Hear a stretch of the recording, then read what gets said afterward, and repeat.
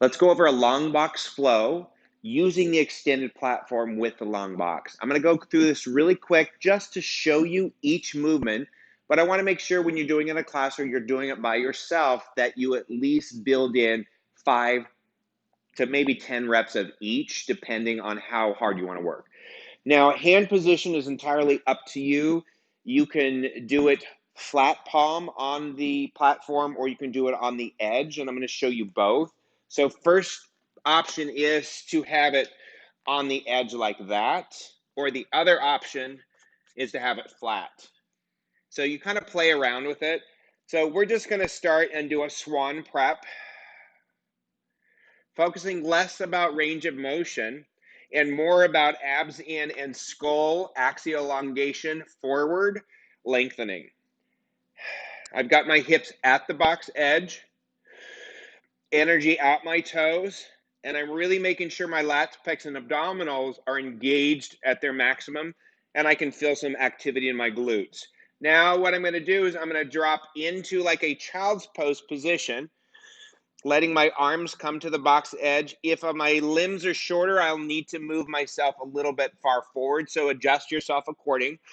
And once you've done this flow a few times, you're going to really feel that your personal adjustments are going to help. Then we're basically going to go out, give some extension, and then sit back. Just a few of those reps.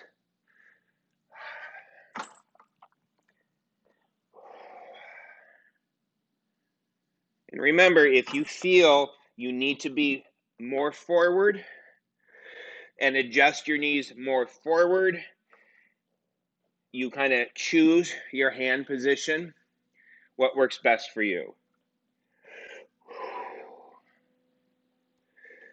Now we're going to take it up a notch. I'm putting my hands back, and I'm going to bring my knees forward until I can get my toes on, and then we're going to basically do the same thing,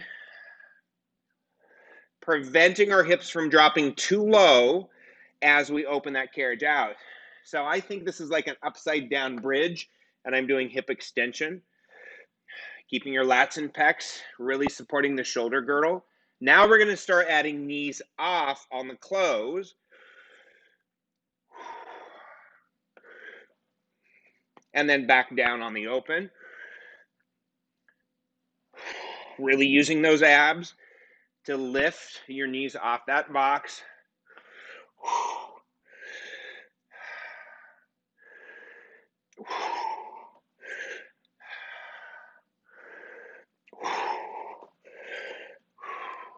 And flat feet, give your wrists a little bit of a rest and just kind of hold a little child's pose stretch. I'm going to shift my hips side to side, and I'm going to adjust my pants because I can feel that they're falling down a bit.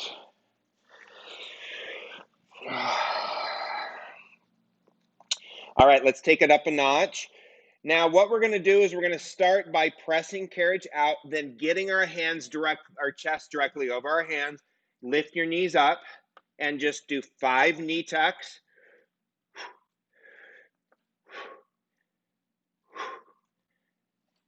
And 5 pikes. Really lift up in an inverted V. Returning your chest over hands. 4, 3, 2, 1. Slowly bend the knees, drop down and stretch. Now you can add on to that with single leg variations. You can do some hip abduction. So I'm not going to go into that because I want you just to kind of play around with your own programming, using this as like a benchmark, something to work towards. And you can add like arabesque. You can add leg off. And you can add some stretches back on. You can go back to arabesque. You can also add a hip stretch. Come down, stretch, back on, and pike. and then switch. Get a nice little hip stretch. Now I'm on the clinical reformer, so that transition may be harder if you have the taller reformers, easier if you're lower to the ground. So make sure you play with that without opening and closing. If you want to use that as a kind of a way to give your students or yourself time off your wrists, you can actually come to standing and add a little bit of movement to that piriformis lateral hip stretch. So moving on to the last part. So we're going to finish this in our plank. Simply take one leg, bring it to the carriage, and then put it down on the ground, and then sit up and press out. Now that's the transition. Let me show you that again. So we're here. We've just finished our plank. Choose one leg, bring it around to the floor, plant it on the floor, let the carriage come to the thigh, and you have an option of doing some standing stretches, or you can take the leg and do a sitting stretch. Let me show you one more time. In case you're wanting to go from the sitting stretch back to the standing, this is how you'll do it. So I'm just going to show you a couple reps.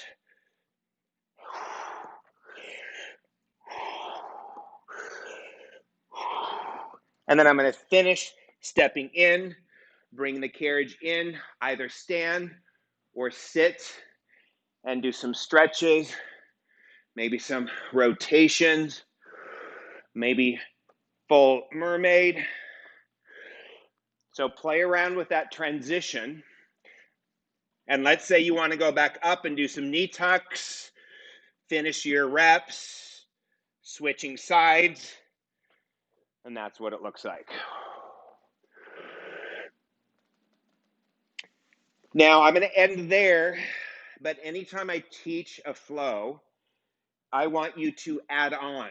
So I want you to come up with something. So we finished the prone series, then we went into the stretch series, and I want you to come up with something sitting forward and add at least 2 or 3 flows, whether you're rolling down, whether you're grabbing your straps, something where you're sitting forward, and then add on to that flow. Now, if you've been watching my flows, I want you to make sure that you look at other ones and say, okay, how can I incorporate one of Sean's flows into the one we went over today? Thanks for watching.